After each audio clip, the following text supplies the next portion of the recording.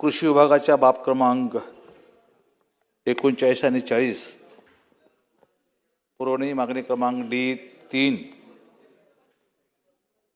या विषयावर मी माझं मत आणि मागणी मांडणारे अध्यक्ष महोदय. अध्यक्ष महाराज, आपण शेतकऱ्यांच्या बाबतीमध्ये संपूर्ण सभागृह कायम आस्था आणि त्याविषयीची भावना सातत्याने व्यक्त करत असतात. अध्यक्ष महोदय, अध्यक्ष महाराज, शेतकरी हा अर्थव्यवस्थेचा खरा कणा आहे, आधारस्तंभ आहे असं आपण या ठिकाणी म्हणतो. अध्यक्ष महोदय, त्याचे अश्रू आपण जर आता पुसले नाही अध्यक्ष महोदय, तर सर्व आकडे आपले हे अपूर्ण राहतील. अध्यक्ष महाराज, बजेटमध्ये आपण जे काही आकडे मांडतो अध्यक्ष महाराज शेतकऱ्यांच्यासाठी,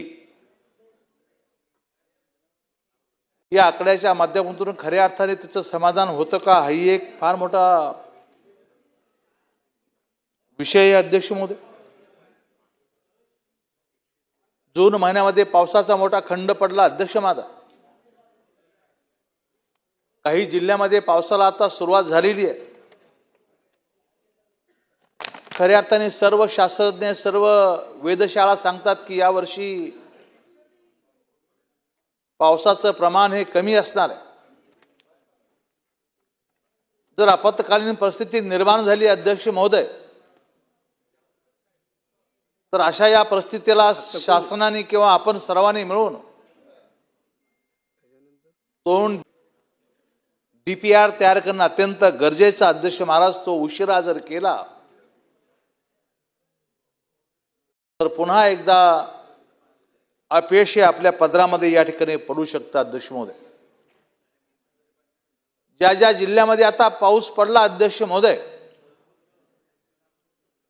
त्या सर्व जिल्ह्यामध्ये आता पुन्हा एकदा पावसाने उघड घेतलेली आहे. शेतकऱ्यांनी पेरणी तर करून टाकली अध्यक्ष महाराज, लावणी करून टाकली कापसाची, सोयाबीनची वगैरे, पर दुबार पेरणीचं संकट पुन्हा उभा राहू शकतं. याही समस्येला सरकार म्हणून आपल्याला तोंड द्यावं लागणार आहे. या सर्व बाबीमध्ये अध्यक्ष महोदय, बियाण्याचा खर्च असेल, मजुरीचा खर्च आहे, या सर्व खर्चाने आकाश गाठलेले अध्यक्ष महाराज, एकीकडे खर्चाच्या रकमा वाढू लागलेल्या आहेत आणि दुसऱ्या बाजूला उत्पन्नाचं प्रमाण हे घटू लागलेले. अध्यक्ष महोदय, आसमानी संकट हे सतत वाढत आहे. अध्यक्ष महोदय, नफा कमी असल्यामुळं माझी आपल्याला विनंती आहे की या संदर्भाने अत्यंत कठोर आणि अत्यंत शेतकऱ्याला पोषेल अशी व्यवस्था निर्माण करण्याची गरज आहे. अध्यक्ष महोदय, हवामानामधला बदल असेल, जिल्ह्यातलं पीक नियोजन असेल अध्यक्ष महोदय, या सर्व नियोजनावरती AIच्या माध्यमातून भरीव तरतूद करून त्या संपूर्ण संबंध शेतकऱ्याला सरकारच्या माध्यमातून, मायबाप सरकारच्या माध्यमातून मदत होणं गरजेचे. अध्यक्ष महाराज, आणि अशा बाबीवरती जास्तीचा खर्च अपेक्षित असताना सुद्धा पुरवणी मागण्या आणि मागण्यामध्ये अजून त्यामध्ये फार मोठी वाढ करण्याची गरज आहे. अध्यक्ष महाराज, अध्यक्ष महाराज, हा हंगाम शेतकऱ्यांचा आहे.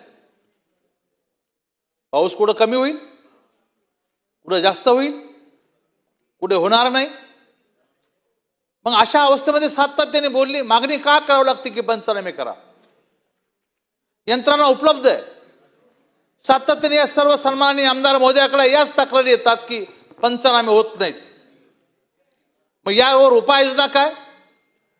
आपण मोबाईलमध्ये ऍप दिलं, ड्रोनचा पंचनामा आपण ग्राह्य मानला पाहिजे, सॅटेलाइटचा पंचनामा मान्य केला पाहिजे. वास्तव परिस्थिती जी आहे ती परिस्थिती निश्चितपणे मान्य करण्याच्या संदर्भातल्या सक्त ताकीद किंवा सक्त सूचना देण्याची गरज आहे. आणि त्यामुळे ज्या ज्या ठिकाणी अशा प्रकारची आपत्कालीन परिस्थिती निर्माण होईल त्या ठिकाणी तात्काळ नुकसान भरपाई देण्याच्या संदर्भातलं सुद्धा हमी आणि वचन सरकारने शेतकऱ्याला दिलं पाहिजे अध्यक्ष महाराज.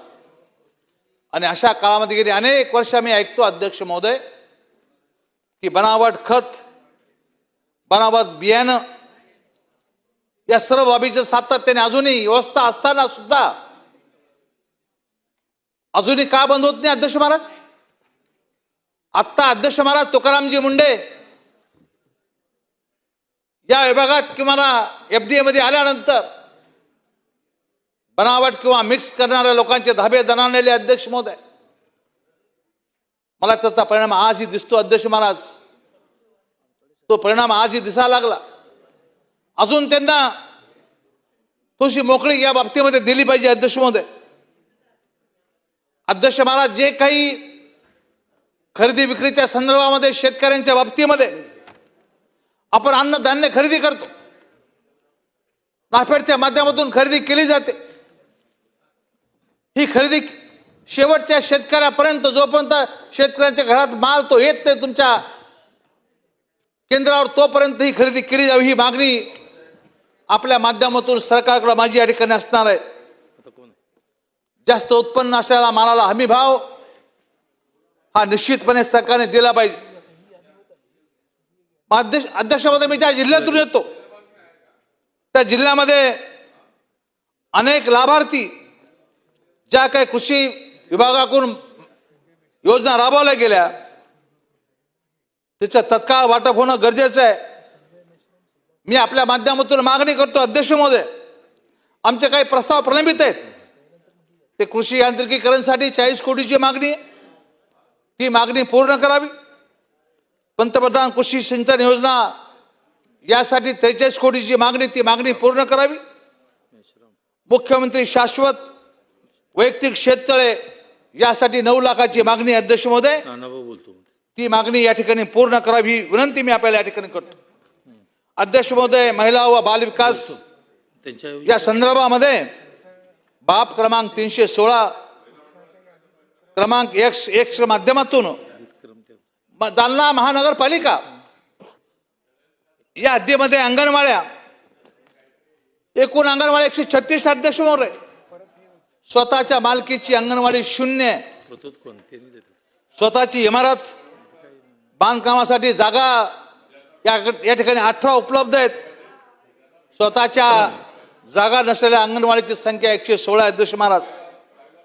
स्वतःच्या उपलब्ध जागेमध्ये इमारत बांधकाम करण्यासाठी आवश्यक निधी महानगरपालिकेला 18/18 लाख म्हणजे 50 लाख रुपये हे गरजेचे, त्यामध्ये आपण तरतूद केली नाही अध्यक्ष महाराज. 3,33,00,000ची तरतूद आम्हाला अपेक्षित आहे. किचन शेड साठी आम्हाला 10,88,000ची गरज आहे. एकूण अंगणवाडी प्रमाणे आम्हाला जवळपास अंगणवाडी साहित्य असेल, स्कूल एज्युकेशन किट्स असतील, वॉटर फिल्टर असेल, ABCD एकूण 4,11,88,000ची मागणी अध्यक्ष महाराज. ही मागणी पूर्ण होणं गरजेचं अध्यक्ष महोदय. ती मागणीचा उल्लेख त्यामध्ये नाही. अध्यक्ष महोदय, मला आपल्याला सांगितलं पाहिजे 3 ते 6 वयोगटातील बालकांसाठी पूर्व प्राथमिक शिक्षण देण्यासाठी ई लर्निंग संच, या संचाची मागणी आम्ही वारंवार करतो. LED असेल, TV असेल, हे सुद्धा देणं गरजेचं अध्यक्ष महोदय.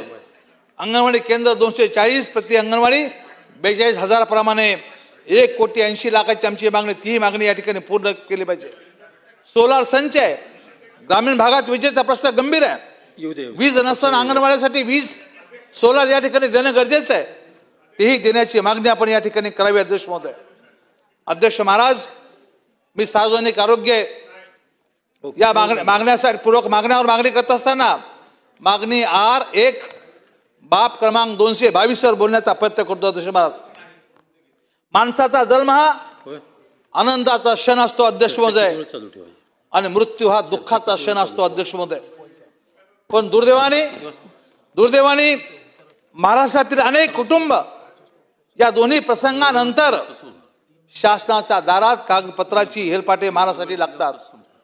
माझे सहकारी माननीय शिवसेनेचे संपर्क नेते भास्कररावजी आंबेकर यांनी माझ्याकडे एक प्रकरण दिलं. अध्यक्ष महोदय, या प्रकरणामध्ये अध्यक्ष महाराज जन्म मृत्यूचा दाखला जो आहे, खर तर दुंखावर फुक्कार घालण्यासाठी व्यवस्था अपेक्षित असताना अर्जुन भाऊ, अरे आता सुरुवात झाली अध्यक्ष महोदय. 10 मिनिटं झालीत. अरे नाही हो, काही बोलता का?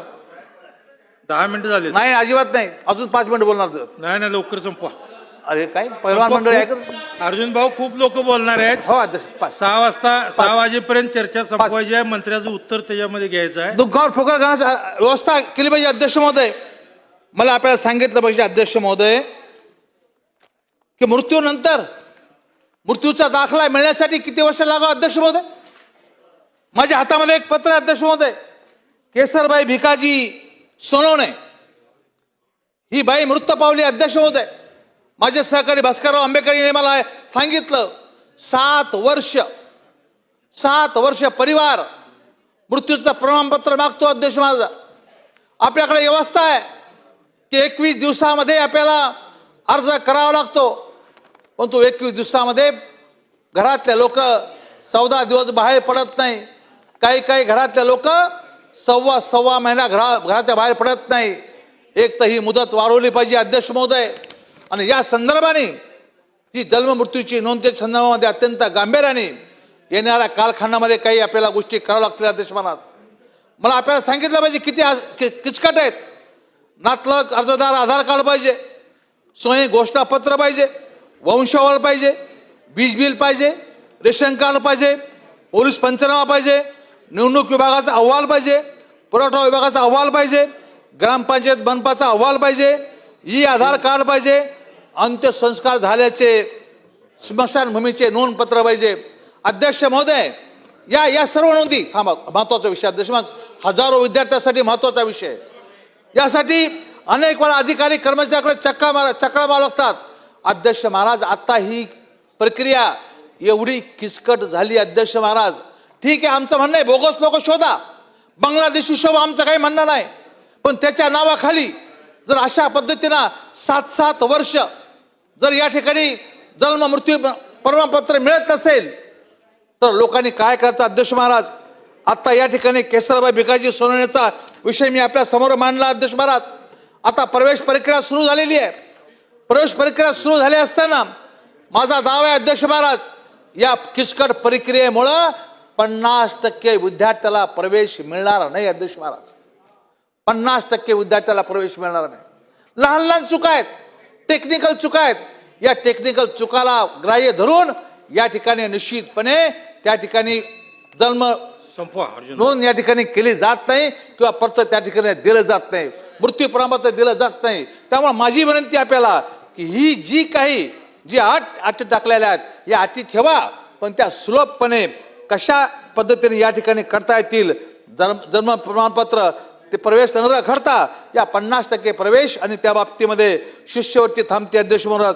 पासपोर्ट अडचणीत येतात, विद्यार्थ्यांचे शैक्षणिक नुकसान या ठिकाणी होणार आहे. त्यामुळे या सर्व बाबतीमध्ये माननीय मुख्यमंत्री महोदय या ठिकाणी आहेत. मुख्यमंत्री महोदय, येणाऱ्या शैक्षणिक वर्षामध्ये हा खूप मोठा विद्यार्थ्यांसाठी अडचणीचा विषय या ठिकाणी ठरणार आहे.